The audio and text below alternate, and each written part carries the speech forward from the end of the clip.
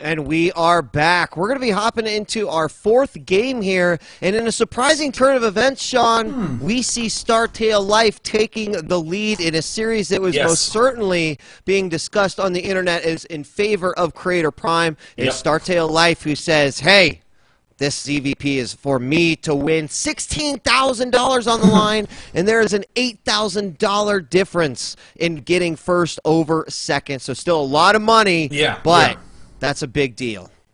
There's some weirdities going on across the story of the series, though. In Game 1, weird build from Life let him get up the money mix, threw a lot of wrenches in the plans of Creator, but Creator held very strong and managed to pull a win out.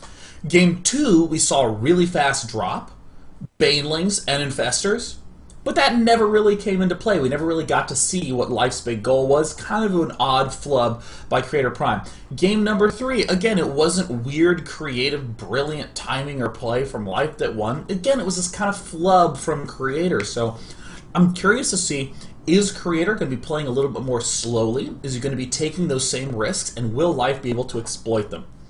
Well, there's no doubt about it. Life has certainly picked up both victories due to capitalizing on his opponent's mistake. And oftentimes that is a skill within itself. So Game 3 pops up. Antigua Shipyard is the map. Let's wait no longer and hop into game number 4 of the TSL4 Grand Finals right now.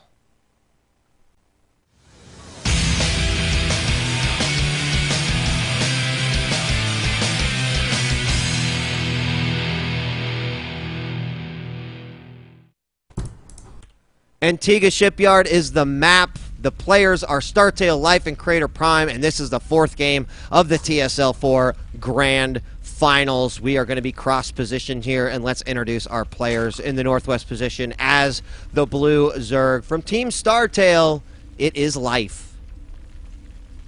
And in the opposing corner, currently down 1-2, has never had the word down associated with any of his series up to now. Can he tie it up? It's CreatorPrime. So now that we have Life ahead by 1 game, it's still not that comfortable lead. You can look behind your shoulder and still see that player huffing and puffing trying to keep up with you. Winning this one would put him in an amazing position and open up a lot of those different flexible options that we talked about earlier in the series. But you know, as you mentioned, CreatorPrime, you know, playing a tighter game and not making the mistake could be just his key to winning. You know, we look at that last game and 3 sentries and the Zealots lost so early. The Zerglings getting in there, that constant pressure at the front door, that allowed that time and flexibility for Life to eventually steamroll himself into victory. But if Creator doesn't make the mistake, you know, the question has to be asked, do we see another game 1? You know, I'll be honest, I would love to see another Game 1. Yeah. That has been far and away the most action-packed game of the series. CreatorPrime, though, has the opportunity to cannon rush if he wants. He sees that there's a hatch first going down. It's a very unusual play on this map because of the nice spaces behind those mineral lines. I mean, look at that, Marcus. It is a dream for cannon rushers. Oh, and he's going up there right now, but the Nexus went down, so maybe he's just kind of faking it a little bit here. He could cause a bunch of drones to pull off the line, even if he were to drop down a pylon, but it doesn't look like that's in the cards. Keep in mind, the Overlord is moving up too. The moment he sees that there is not a forge there, he'll know that this is not happening, and he's eventually going to see that Nexus. So, opportunity was there, but he decided not to go for it. Meanwhile, spawning pool does get thrown down, and the probe is heading over to the 3rd, though. The Overlord spotted it, and he's just going to go on back. I like this response, though, from CreatorPrime. What a lot of players do is they'll go, oh, that Zerg, he's so lucky, he got away with it. I would have been able to kill it if I had built the forge, so, you know, he did a bad play, this sort of thing. But, or it's CreatorPrime just going, oh, you want hatch first? You can't kill me early on. I'm going to go gateway first. Look how early this gateway was. It started at like 3 minutes and 10 seconds. He's going to be able to have a stupidly fast cybernetics core, and as a result, a stupidly fast whatever tech he chooses. Yeah, which could be an opportunity for him, and the Overlord does spot it, at least for the time being, but it could be an opportunity for him to go with the heavy pressure here on Antigua, maybe breaking down those rocks, going into the third base, or just some early pressure. He's still not thrown down a cannon at all, and there are 6 Zerglings, as I learned to count, heading on in here, and there the cannon's going down. The probe is moving back. He is being chased by another probe, so the probe could essentially slip in and then immediately drop something, but the Zealot's out, so it will not matter. No sneaky Zerglings this time for life, except for he can do some damage until that cannon is back up. Meanwhile, what is he going to do? Where will CreatorPrime go beyond this? Well, he's instantly going for the good old Sentry Warp Gate play. We see that there is that Overlord from Life still parked on the high ground that, interestingly, Creator doesn't have vision of. But I would really love to see some tech choice out of Creator. There's the tech choice, going now for the +1 ground weapons. Very much so think that he's going to either be following this up with a Robo or with the Twilight Council. There we see the assimilators going down. Probably 3 more gates in a Twilight. And just 1 gas so far for Life. Is not taking a second one at his natural, which we've seen him do in the previous games.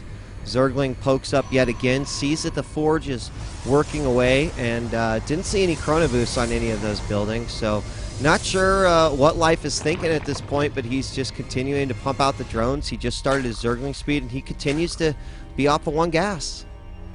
There is the Robotech now going down for Creator. This is a much more standard, much more conservative play. It's not, I'm going to deal damage. It's, I'm going to take faster expos. Has a lot less variance, so it looks like Creator is basically saying to himself, you know what?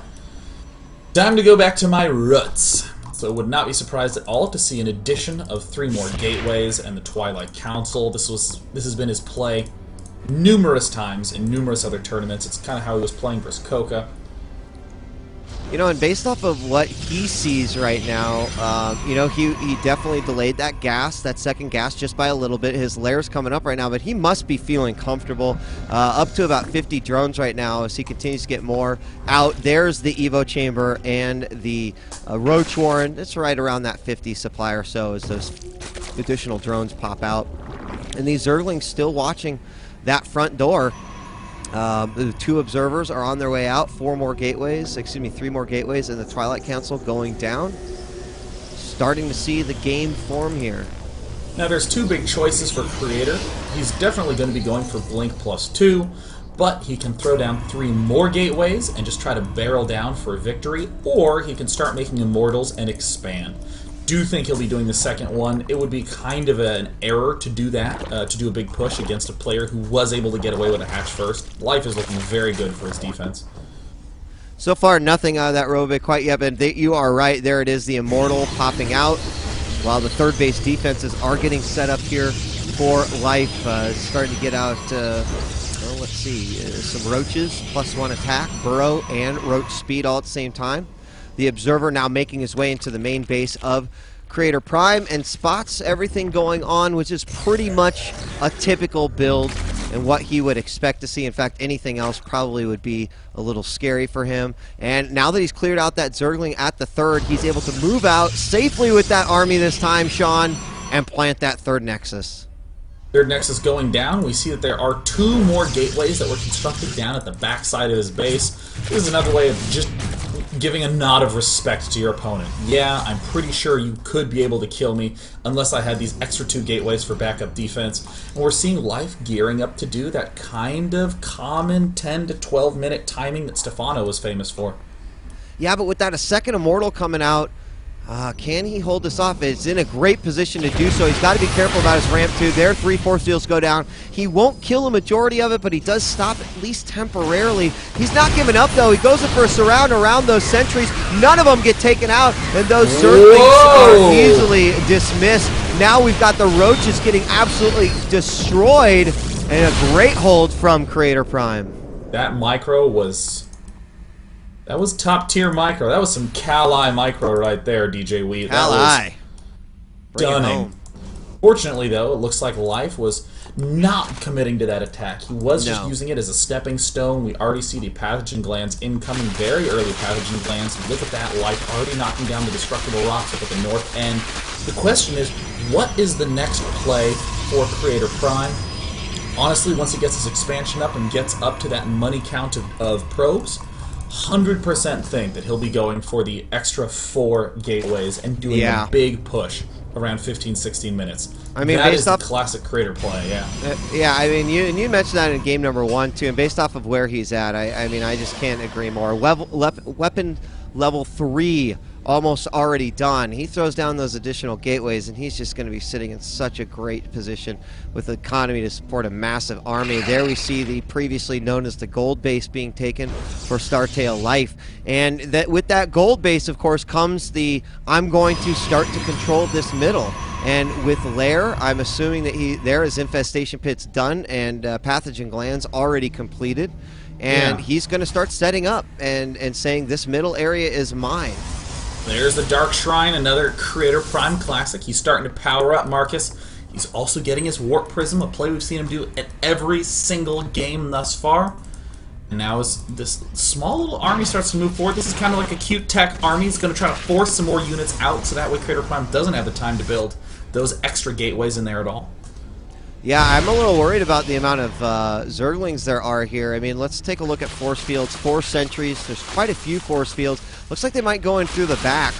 A lot of roaches here. So it's really going to be how he deals with those Zerglings. The infestors are back quite a bit. And again, I don't think that this is an official attack. I think he's just kind of trying to make his opponent worried. And look at that. Warp Prism is spotted. And is he going to go in for it? He's got a lot of options right here. His life is definitely in complete map control. Oh, looks like the infestors are trying to swing up.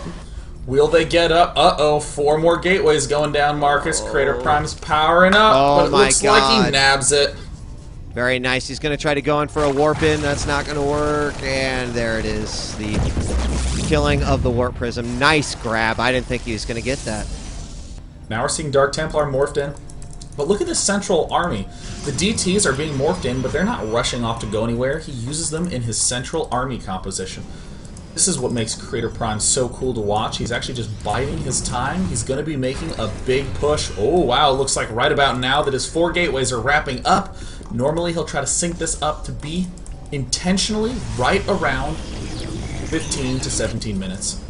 And this is looking good with the amount of mortals there are. Oh, the Zergling streaming in right away. Tries to catch this off guard. The Stalkers all blink back before the Fungos can be thrown down. And look at those force fields. Really causing a huge choke for the Zerg player. And this turns out to be a phenomenal engagement. I don't think a single Immortal was lost right there. The DT's also doing a ton of damage. More Infestors are going down. And I cannot believe how well that worked out for CreatorPrime. Just a great engagement. Phenomenal, but there are 5 hatches back home, churning out unit. In addition to that 6th one at the 4th base, Life has not yet really dropped very far from maxed army, but he's going to need to regroup in this current time. We see Creator making this big 3-base death push. He has plenty of resources to be able to add on additional units with those Warp Prism. The main is now also a threat. Pylon on the right continuing to reinforce.